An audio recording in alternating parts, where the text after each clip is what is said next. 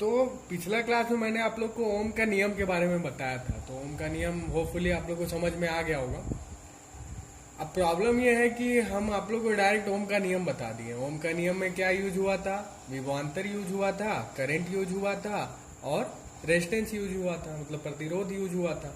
लेकिन ऐसा प्रॉब्लम हो सकता है कि किसी को पता नहीं हो आखिर ये विद्युत धारा है क्या, आखिर ये विभवांतर है क्या। तो मैंने सोचा कि आज आप लोगों के लिए इस स्पेशल क्लास में वो जो छोटी छोटी चीजें हैं उन्हीं को थोड़ा डिस्क्रिप्टिव मैनर में अच्छे से समझा दिया जाए। तो आइए हम लोग विद्युत धारा से शुरुआत करते हैं।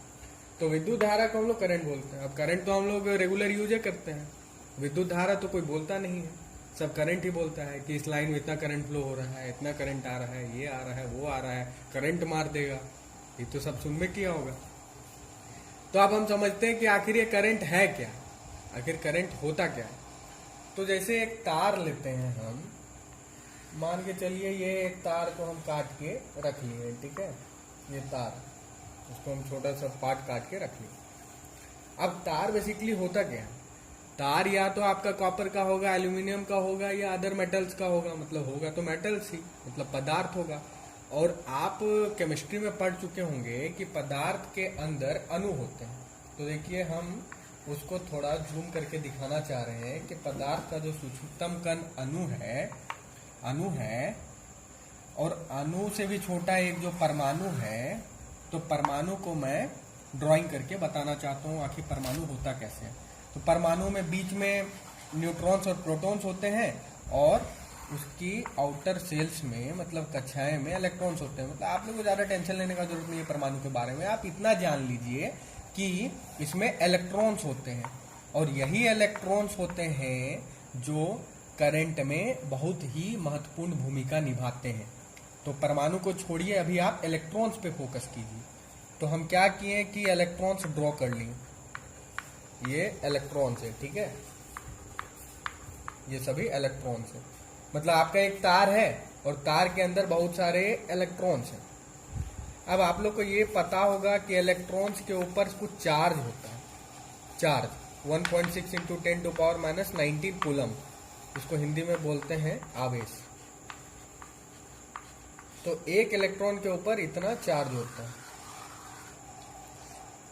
होपफुली आप लोग को पता ही होगा कि चार्ज क्या होता है। अगर फिर भी कोई दिक्कत होगा तो मैं अगले वीडियो में क्लियर करने का कोशिश करूंगा। अगर कोई दिक्कत होगा तो कमेंट सेक्शन में आप लिखिएगा।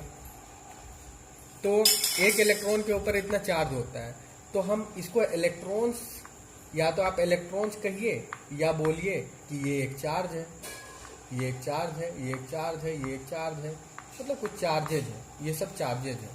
तो करंट क्या होता है? करंट होता है जब ये चार्ज फ्लो होने लगते हैं। मतलब आपका ये चालक है और इसमें जो चार्जेज हैं, जब ये चार्जेज फ्लो होने लगेंगे, अभी रुके हुए हैं, आप लोग देख ही सकते हैं, अभी सब चार्जेज रुके हुए हैं। जब ये फ्लो होने लगेंगे, मतलब ये चार्ज उठ के यहाँ से यहाँ चला जाए, ये उठ के यहाँ से यहाँ चला जाए। तो जब चार्ज फ्लो होते हैं उसी को हम बोलते हैं करंट। मतलब आपकी जो विद्युत धारा है, वो है आवेशों का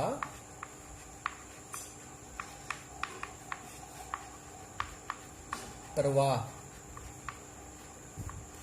आवेश मतलब चार्ज, तो आवेशों का प्रवाह ही आपका विद्युत धारा है। अब आप बोलिएगा कि आवेशों का प्रवाह को हम मापेंगे कैसे, मतलब विद्युत धारा को कैसे मापेंगे? तो एक काम कीजिए, आप इसका एक क्रॉस सेक्शन यहाँ पे देखिए। मतलब आप यहाँ फोकस कीजिए, आप देखिए कि 1 सेकेंड, अपना गाड़ी में स्टॉपवॉच निकालिए और देखिए कि 1 सेकेंड में यहाँ से कितना चार्ज क्रॉस कर रहा है। मान के चलिए अगर चार्ज ये है और ये चार्ज इधर से क्रॉस कर रहा है, तो 1 सेकेंड में जितना चार्ज क्रॉस करेगा उसी को हम बोलेंगे विद्युत धारा। इसीलिए हम आई को ऐसे भी लिख सकते हैं, I = Q/T। मतलब 1 सेकेंड में जितना चार्ज क्रॉस करेगा, जितना चार्ज फ्लो करेगा, क्यों, मतलब चार्ज है, आवेश है, तो 1 सेकेंड में जितना चार्ज फ्लो करेगा उसी को हम बोलेंगे करंट। तो उम्मीद है करंट आप लोग को समझ में आ गया होगा। अब करंट के बाद हम लोग वोल्टेज पे आते हैं। तो वोल्टेज को हिंदी में बोलते हैं विभवांतर, जो आप लोगों की किताब में है। तो विभवांतर आखिर है क्या, आदमी को समझने में थोड़ा दिक्कत होता है, मैं इसको करंट के थ्रू समझाऊंगा। एक्चुअली विभवांतर और करंट में रिलेशन क्या है। तो मैंने बताया आप लोगों को कि जो चार्जेज है, जैसे कंडक्टर है, इसमें जो चार्जेज है जब ये फ्लो होते हैं तो हमें करंट मिलता है। अब एक बात बताइए कि ये जो चालक है, ये जो कंडक्टर है, इसमें इलेक्ट्रॉन्स है या जो चार्ज है ये रखा हुआ है, ये अपने आप फ्लो होगा क्या? अपने आप फ्लो होना पॉसिबल तो है नहीं। कोई भी चीज को फ्लो होने के लिए या यहाँ से वहाँ घसकने के लिए, खिसकने के लिए, इसको यहाँ से यहाँ जाने के लिए, इसको यहाँ से यहाँ जाने के लिए कोई एक एक्सटर्नल फोर्स चाहिए, एक अतिरिक्त बल चाहिए, बाह्य बल चाहिए। इसको एक एग्जांपल से थ्रू अगर समझाना चाहें तो ऐसे समझा सकते हैं कि एक डब्बा रखा हुआ, एक बक्सा रखा हुआ। अब इस बक्सा को आपको यहाँ से यहाँ पहुँचाना है। कैसे पहुँचाइएगा? आप इधर आइएगा और इस पे फोर्स लगाइएगा, फिर यही फोर्स के थ्रू इसको ढकेल के आप यहाँ पहुँचा दीजिएगा। तो एक फोर्स लगाना पड़ा ना आपको यहाँ से यहाँ पहुँचाने के लिए। उसी तरह आपको चार्ज को यहाँ से यहाँ फ्लो करवाने के लिए, मतलब चार्ज को फ्लो करवाने के लिए आपको एक एक्सटर्नल फोर्स चाहिए, मतलब एक बाहरी बल चाहिए। वही बल होता है आपका विभवांतर या वोल्टेज। एक एग्जांपल देते हैं आपको कि अगर आप तार को काट के ऐसे रख लीजिए अपने घर में ही, आपके घर में अगर तार होगा तो कोई भी तार का एक टुकड़ा अपने हाथ में पकड़िए, क्या आपको करंट लग रहा है? नहीं लगेगा, लगने का सवाल ही नहीं उठता है। क्योंकि जो इलेक्ट्रॉन्स है, जो चार्ज है, वो स्टैटिक है, वो फ्लो हो ही नहीं रहा है। फ्लो हो ही नहीं रहा है तो करंट जीरो है, मतलब उस केस में आई आपका जीरो है। तो आई जीरो है तो कहाँ से आपको करंट मिलेगा? करंट लगेगा नहीं। यही अगर आप उसको लाइन से कनेक्ट कर देते हैं, आपके घर में जो तार है जो लाइन से कनेक्टेड है उसमें करंट तो आ ही रहा है, छू के मत देखिएगा, भूल के भी मत छूइएगा उसको तो उसमें करंट तो आ ही रहा है। तो करंट क्यों आ रहा है? क्योंकि आप उसको लाइन से कनेक्ट किए हैं, आप उसको पोल से कनेक्ट किए हैं और वहां से आपका उसमें वोल्टेज डेवलप हो रहा है, मतलब उसमें विभवांतर बन रहा है। इसीलिए उसमें चार्ज का फ्लो हो रहा है और आप लोग को करंट मिल रहा है। ठीक है, तो विभवांतर डेवलप करने के लिए मैं एक सिंपल सा एग्जांपल ले लिया हूं कि इसके दोनों सिरों को मैं एक बैटरी से कनेक्ट कर दिया हूं 1.5 वोल्ट का, जो आपको नॉर्मली मिल जाएगा आपके टीवी के रिमोट में भी, उसे कनेक्ट कर दिया हूं। तो जब भी मैं ऐसे कनेक्ट करूंगा तो इन दोनों के बीच में ये वोल्टेज डेवलप हो जाएगा, मतलब 1.5 वोल्ट विभवांतर बन जाएगा इसके और इसके बीच में। और जैसे ही विभवांतर बनेगा, ये फोर्स बनेगा, तो आपका ये चार्ज फ्लो करना शुरू हो जाएगा। अब एक चार्ज तो है नहीं, बहुत सारे चार्जेज होंगे, तो सभी चार्ज ऐसे ऐसे फ्लो करने शुरू हो जाएंगे और फाइनली आपको करंट मिल जाएगा। Because current is a flow of charge, means current आवेशों का प्रवाह है, तो आपको करंट मिल जाएगा। अब अगर वोल्टेज का आप डेफिनेशन लिखें तो वोल्टेज को लिखते हैं हम लोग W/Q।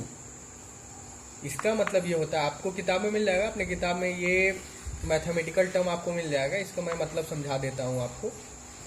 ये जो वोल्टेज है ये है वर्क डन। W मतलब वर्क, मतलब काम, और ये Q है चार्ज। मतलब ये कहता है कि एक चार्ज को